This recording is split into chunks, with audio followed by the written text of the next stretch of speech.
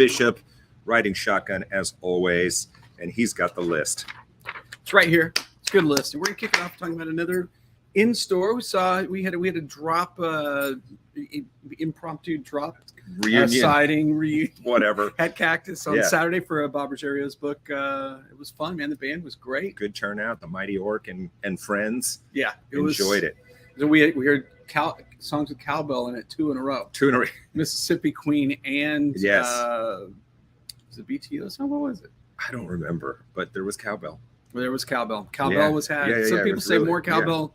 You might be saying less cowbell after this. Yeah. Okay, let's kick it off. So this Saturday, one of the greatest bands to come out of Houston in the last 10 years are reuniting to celebrate the reissue of their independently released record, which really just kind of came out and then they were already on to the next thing. Buxton, Family Light.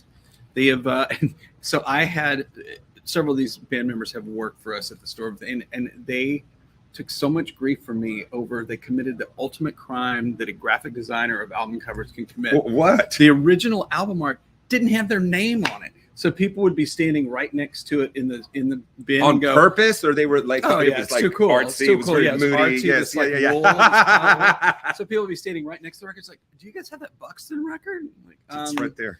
To the point that we had to print Avery labels and put them on the record. So people. But anyways, we love these guys. They're a terrific band. I remember there was a Houston Press Music Awards when I saw them. I'm like, this is the best Houston band that I've seen in a long time. They're back together. They're playing at the Continental Club on Saturday. Praise, man. I know they're playing the Continental Club on Saturday. Yep. And Sergio and the boys. But they're going to play at Cactus at 3 p.m. Do a little more of a stripped down thing. Love it. And kind of go back from whence they came. And this is it's cool. We have a Texas version of the record that's on clear green vinyl that's limited to 100 units. Yep. Just for Texas. Autographed clear green vinyl and 2 bonus tracks. And we have get this, people. We have a bunch of the regular, and of course it's reissue on CD with the bonus tracks too.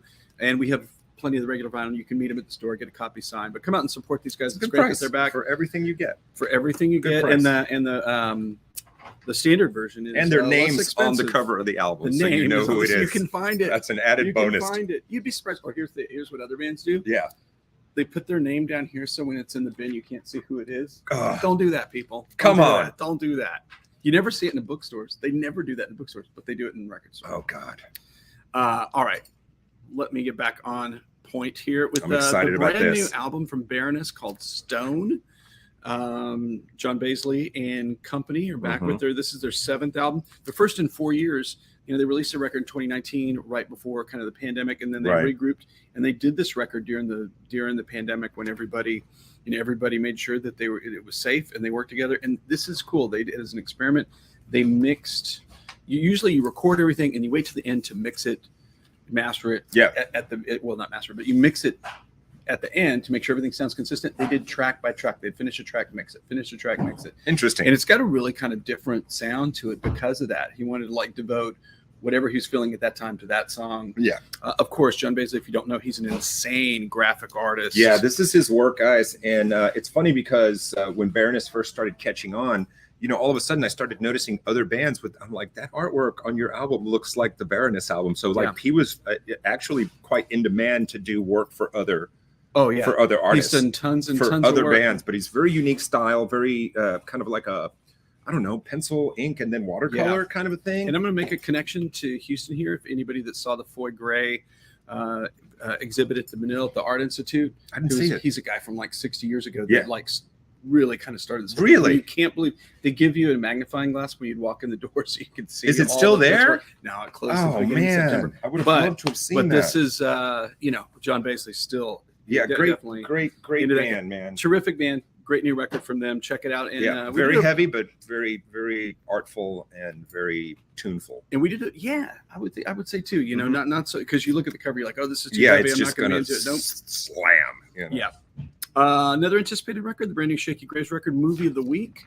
This is his 4th record. Boy, this is really, I hate to say pop because it doesn't sound like a, top of the charts pop thing, but it's definitely a pop rock record as opposed to kind of country blues leaning stuff from earlier in his career.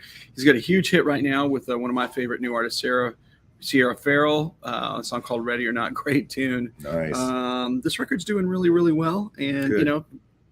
from love Shakey. Yeah, from Austin, Texas, but now playing 6,000-7,000 seat venues, really kind of blowing up around the country. So way to support the home team. He was we've talked about it before because we've had some music from Shakey over the course of the drop. But he was the first artist that agreed to a Zoom interview during COVID when we were all working out of our house, and he was very kind to do it. All right. Yeah.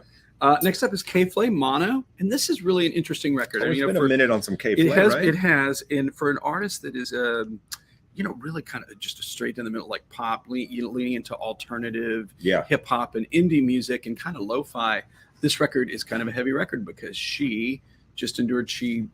Still dealing with it. She has significant hearing loss in one ear. Has gotten deaf in one ear. Hence the album cover Mono and the kooky cover art.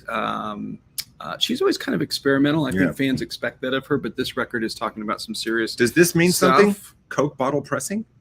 So that usually means it's that greenish, clear, like a Coke bottle. Got it. Okay. So that's the color of old Coke bottles. The old Coke bottles, not the plastic ones that rattle around in your car. So it's got a big hit, Irish Goodbye with Vic Fuentes of Pierce the Veil. Nice. I think she kind of defies genre. I think it's not necessarily my thing, but I'm always interested to hear what she's doing because it's its own thing. And boy, that is a kooky cover, right? Mm-hmm. I love it. It's good song. All right. And now Explosions in the Sky, really one of the coolest bands to come from Texas and maybe ever. Mostly instrumental band, we often say cinematic, but that's certainly, and it's true because their music has been used in tons of films, and most notably Friday Night Lights. Yes, the film and the TV show. And I think it's one of those bands that has a name that kind of fits the music. Yeah, for sure. And they really are doing something different. There's big, waves, and so there's a lot of dynamics to their music. And so this record, so I listened to it. It definitely. Their earlier records were really heavy, and their later records were really kind of experimental and almost kind of ambient. Mm-hmm. You get it all on this. A little bit of everything. And they say that it's a rumination on the end of things, whether it's life or friendship or a relationship. That's a cool one. There's some heaviness there, but they're a cool band. If you haven't heard them, you really got to check them out because they are cool. Good week for new music. It is. Okay, so Hard Rock. I haven't heard this yet. Yeah, but I'm very curious. Corey Taylor. This is Slipknot. And Stone Sour. Very, very busy guy. He's made 15 albums with those bands. And this is his second solo record. And boy, it is really different. It goes from it starts with an acoustic track to super heavy. Yeah, he bounces around all the place. He does. Very, very creative. I think as far as all that is heavy music, he's one of the more creative forces in it. I love. I would agree 100%. Yeah. So he compares this album. This is interesting. He compares this record to the Foo Fighters In Your Honor. Remember how that record had a more kind of sweeter, quieter side. Yep. And then also had a really heavy side. He says that's what's going on. All right, cool. With it too. Nice. And, it's on neon violet vinyl. Yeah. And most of these we're talking about indie store exclusive color vinyl. So 13 songs. Let's go. Let's do it. Let's do it. Let's hit it. And let's hit it with Killer Mike. Killer Mike is back. This is first solo record. Oh, yeah. Since 2012. You know him as one half of the dynamic super duo, Run the Jewels. And man, how much do you love this album cover? It is just absolutely great. He's got the devil's horns and the halo. Nice. And I dig the sweater with the lapels. Great look. He is awesome. There's your 5th grade yearbook picture. And totally. And he's one of those real Southern rap guys. I mean, I feel, it's all Southern. There's a lot of and I think he's very community. It sounds like this record is kind of back to that. He's really focused on his thing. Sure. Growing up and the people that surrounded him. So this is fans are already flipping out over it. It's a cool record. It's got Young Thug on a track. It's got Ty Dolla $ign. Oh, there's some guest appearances on a hip hop record. Yeah, right. Shocking. It's shocking. Can you believe it? But he's got good ones. He's got good friends. Yeah, and people love him. So there you go. Did you watch any of was it Netflix that he did the series on? Oh, I did. I knew about that. But never. A buddy of mine was all about it, man. He was like, "You gotta see this. You gotta see this." I knew people that were crazy about it as well. Okay, the Pretenders are back with a brand new record, and this is this record, much like the last one. I think it's very. They're kind of in a new era of this band. Is that she is co-writing all the material with her guitar player, who's terrific. This guy James Walborn. Cool record. I mean, she's managed to have great guitar players. Dude, she can find a guitar player. She's managed to have great guitar players. She can find a guitar player. And interesting thing on this, Johnny Greenwood. Johnny Greenwood's on a track on. He arranged the strings and I think performs on a track that's on there. But I mean, I love it. I think lyrically, you can't beat her. This is on Indie Store exclusive pink vinyl. Nice. But the last couple of records, they go beyond respectable. When you're a heritage band, I think the goal is to not do anything that the expectation is you're not going to do anything better than your great work, but you can't do anything lesser. Like you got to keep it. You got to keep it going forward. And her modern records have been really terrific. So check them out. And that is a trick that almost nobody pulls off. Tell me, but there's a handful. Yeah. Next up, Dengue Fever. I was so bummed. We were supposed to have an event with them. Really? Yeah, they played at Miller Theater 2 weeks ago. I've never seen them. Oh, they're phenomenal live. So for what you may not know about Dengue Fever, LA band rooted in Cambodian like pop music, garage music. It's interesting stuff. It's psychedelic. It's world music. It's rock and roll. It's very 60s and 70s sounding. This is their first album in 7 years. So it's two brothers, and they started listening. They started discovering all this like Pan-Asian, Cambodian rock. It's on Tuk stuff, Records, and they started covering all this stuff. They had a band like just covering it. So those are the little taxis. Yeah, the little taxis. Tuk-tuks. Yeah. And so they realized that, hey man, we can't sing this stuff. And they found someone that had emigrated from Cambodia to the United States, and she's a great singer. She was already a singing star over there, and man, it all came together. I've seen them live a couple times. They're phenomenal. Wow. Now I want to see this. Yeah, this record is kind of moodier, but there's a great documentary about them called Sleepwalking Through the Mekong, about how the band kind of came together. They're one of the most easily accessible, listenable bands doing something that's crazy creative. So they're worthy of your time. Check them out. Brand new record from them, and the cover is Crazy Town, right? Yeah, it's nice. It's like a karate fighting fish mouse thing. I think so. Oh. And man, we are ending strong with the new release portion. The brand new record from Corinne Bailey Rae. This is called Black Rainbows. I love her. I think she's just terrific. Such a beautiful Everybody voice. knows she has one huge song that launched her career. Right. Put Your Records On. Put That song. Yeah, she's riding the bike in the video. Yeah. It's The Sound of Summer. Great record. And she got kind of derailed a little bit. Too long between first record and sophomore release, and she had some personal issues. But man, she is burning bright. And there was also a flood of other female vocalists at the time. So she you get kind of lost in the shuffle quick if you're not churning out material. Yeah, I would say all her records have been very artful and cool and kind of out there, but yet it's totally listenable, not really kind of pushing it too much. But this is her most experimental and dynamic work yet, and I think it's terrific. Check her out, Worth people. Your time. Okay, we're going to close with a jazz record, new record from the great Joshua Redman, Where We Are. Joshua Redman made records for years. I remember when he was the young lion, Joshua Redman in the 80s. He was like the new hot sax player guy on the block that was still very traditional. This is his Blue Note debut, and this is his first vocal record. He's got a guest vocalist on there. Oh, cool. Gabriel Casala? Cavazos. Cabasa. Great band, terrific band on this. The superb Brian Blade plays drums on it. And if you haven't caught anything from him in a few years, this is the one to jump on. It's quite a list. Hey, man, I love that. That's what I'm talking about. Yeah. Okay, and we're going to jump right into a couple of archival releases. We do this Super sometime. Excited about that. Not reissues because this stuff has not been available.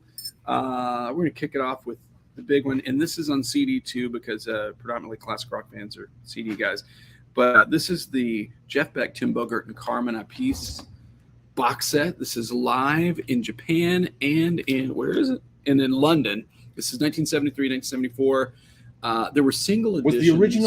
Was the original album live, or was it a studio album? The original stuff was a studio record. Yeah, because a friend of mine had that album, and this always makes me think of Andy Decker because I'd go over to his house and this was his dad's record or whatever. We would play this record a lot. Yeah, because it's like it's like rooted in like the power trio cream kind of thing. But Yeah, then but it's like so a syncopated little and proggy, and yep. jazzy. Well, look at who's on it. Yeah. For God's sakes. And so the Japanese portion of this, part of it was issued in Japan. It was a best-selling record in Japan. And of course, Jeff Beck moves quick stylistically, and he was already off of that by the time it was ready for release in the States. So for the first time ever in the United States, you have these live, expanded. You got 4 LPs. The box this set is a has very bunch of stuff on specific piece of music. It is. But I think a lot of people are, with this passing, people are really kind of going back and embracing Jeff Beck and really checking out how, the breadth of material that he has done. I mean, of course, he can do anything, and he kind of did. Yeah.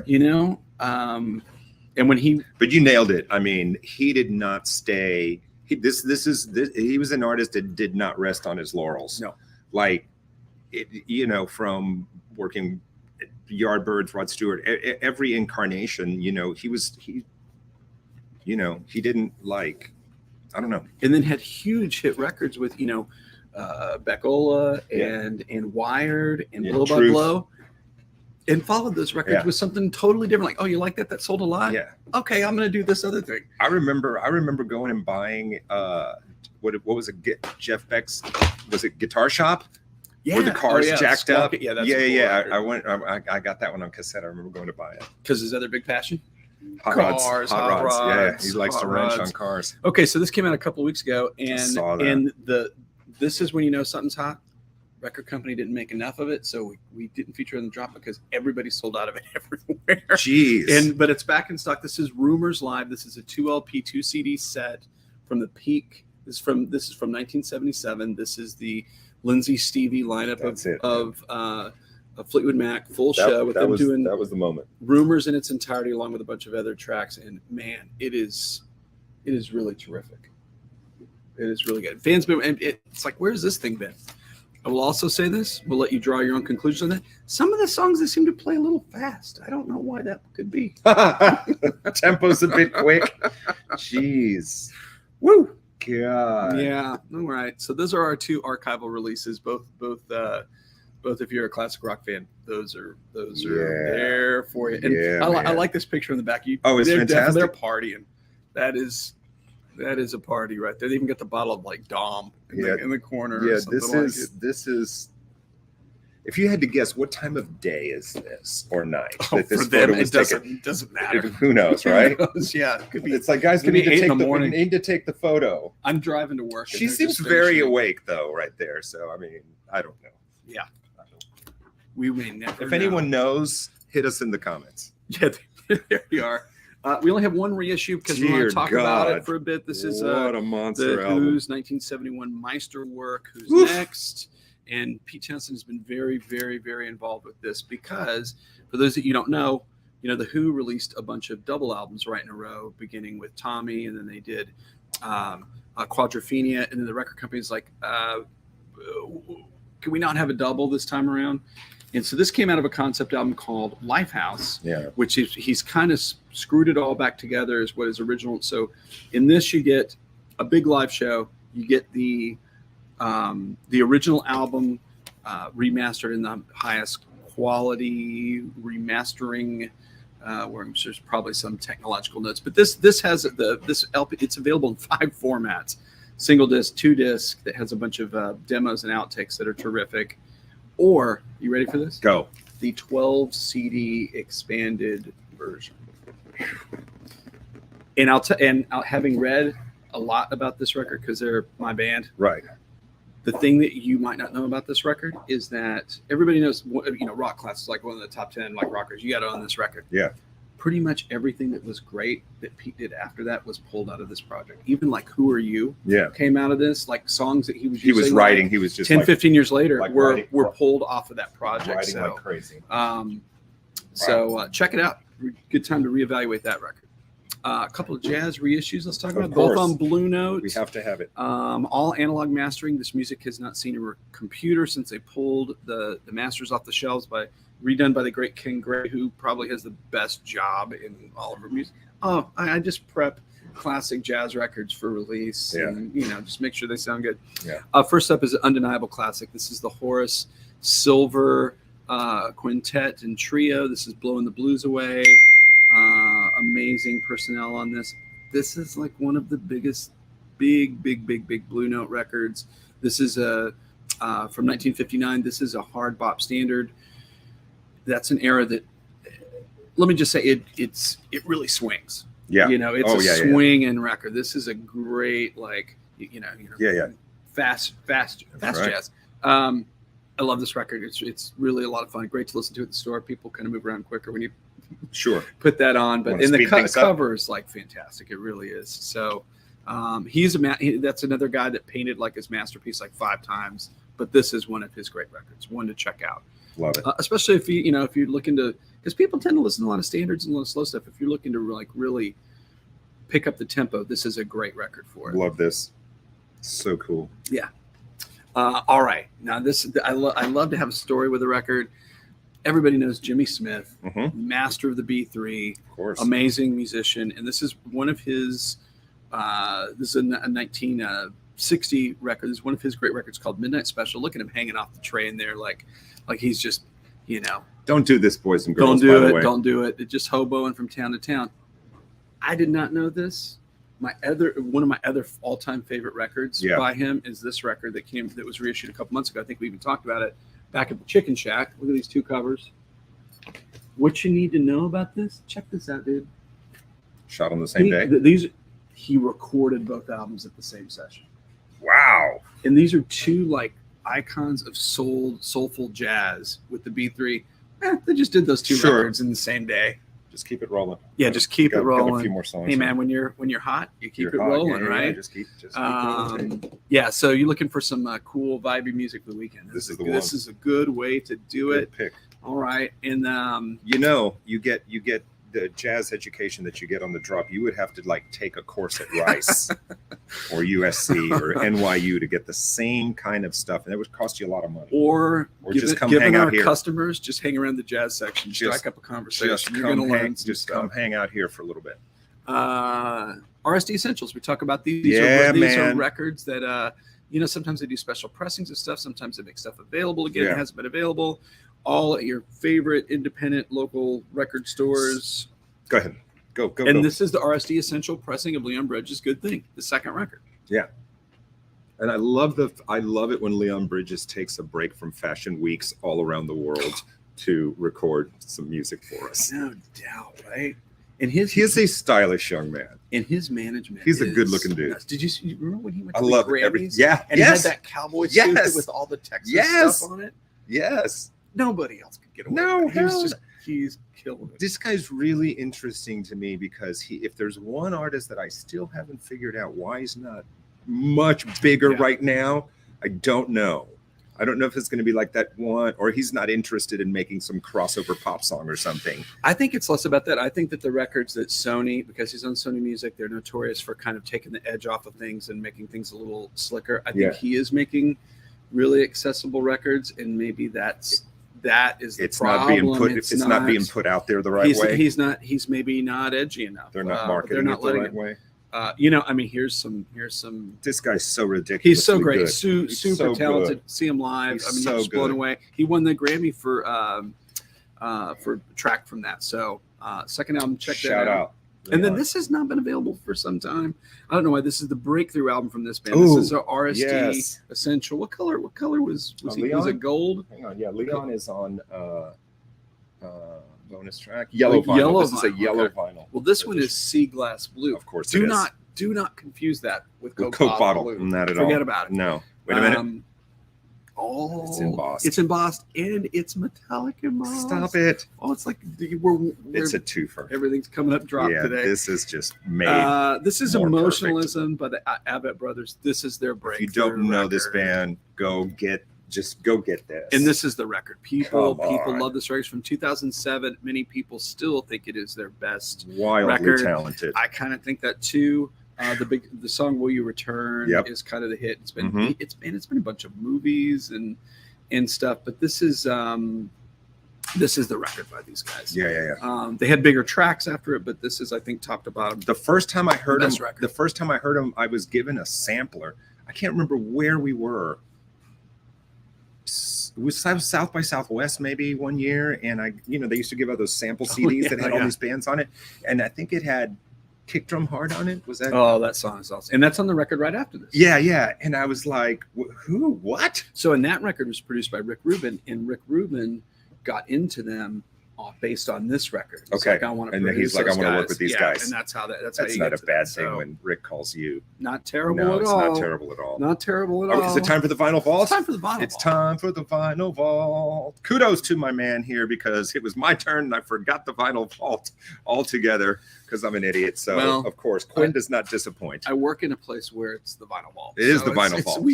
You can literally just walk right over there. Yeah. Like, oh, we're Vinyl I will Vault. stress this again: if you're watching the show and if you have the means that you've never been to Cactus Music, I talked to at the book signing. Rogeria, is it what's his name? Bob. Yeah. Bob. I talked to his son. He comes over and introduces himself because he was with one of my good friends. His daughter and her boyfriend came because they knew him. Yeah. And so I saw Haley, and then we were standing right over there, and we were talking, and it was really funny because Haley and her boyfriend had never been here. She goes, it was 19. She's like, I've heard of this place. She goes, I didn't know it was this cool. I'm like, exactly. That's great. That's because you have to walk through the door. So come check it out. That's sweet. That's the pitch. I had like water sprinkler conversations on Saturday. You were busy, man. I talked to somebody and then looked right. It was just full of people, man. It was so great. It was fun. Seemed like old times. It was good times. Okay, let's open the door in that Vinyl Vault and let's talk about. We talked about the Stevie Lindsay lineup of Fleetwood Mac. And people often know that the earlier it's the only Fleetwood Mac they know. For some people, is that and they really kind of defined British blues in the late '60s with their first record. But their undisputed masterpiece with Peter Green is this record, Then Play On. Man, I love this record. This is if you've never heard it, it is one of the spookiest, most tribal blues rock records ever. It is out there, and it just has this weird kismet to it that just it's never been replicated. This is the record. I don't think I've ever just sat down and gone start to finish. Yeah, so it's now really I have good. homework. Triple guitar work on this, and this really, Peter Green had this just intense tone that just cut through everything. And in the rhythm section, again, I'd say tribal. That's it's not like ethnic music, but man, it is really pushing the envelope of like just staying in a groove and locking it down, and with all the spooky guitar all over it. And if like that style of playing like Fleetwood does, like Mick Fleetwood does on Tusk. It's right. Gives it that tribal kind of, and at times it's fast, repetitive. and it's slow and beautiful and play. It's one of those records that has a lot of dynamics. It like starts you in one place and takes you somewhere else, and you go in a lot of places in between. Beautiful record. What year is this? Is it 69 or 71? Who knows? Oh man, I usually have this stuff ready on the. I didn't mean to stump you. Yeah, it's all right. Hey. When you listen to it, you'll all right. You'll get to find out about it, and I urge you to. So we're gonna wrap it up. Let everybody know again. Buxton Saturday, Buxton, Cactus Music, complimentary beer from St. Arnold's, free in-store performance. Rock of the Cactus States are playing later that night at the Continental Club. You just might want to see both. I don't know when you're gonna get a chance to see these guys again, so go see them. The Cactus crew will be there. Yeah, I told my staff anybody that wants to go, I'm getting you in the show. Let's do that. Buying you a ticket. I think, and I was quite pleased that there were 2 flavors of St. Arnold beer available. Yeah. Hey man, we're trying to please everybody. Because I'm not an IPA guy. Well, you know what? It's been a good thing. For me. We switched to cans from kegs, which kegs are messy. And you end up with wasted beer. I love it that now we're doing 6-packs. We often have 2 or 3 different flavors available to you, so everybody gets a little bit of something, or you can try something new you haven't tried before. I had a pale ale or something, but I didn't recognize it, but it was delicious. Hey, beer and free music, come on. when we didn't have in-stores for a long time, I have customers like, man, I have really missed. I have really diminished my day drinking on the weekends because there's people that roll out of the Cactus Music in store and don't stop. Well, yeah, it's not. Yeah, well, we went next door to the bar. So what does that tell you? Yeah. Me and Mark and you had a meeting. Yeah, you had to take a meeting. Well, we wanted. It was kind of like a post. We wanted to go over some of the. I had some notes about their performance, and I just kind of wanted to make sure. He was a great drummer too. They were. Yeah, and he brought his cowbell. He brought his cowbell. All right, the drill. Thursday, 12:30. We'll see you on the next one. That's The Drop. I'm Ruben. That's Quin. See you later. Peace. We could have done the Run the Jewels thing. We should have.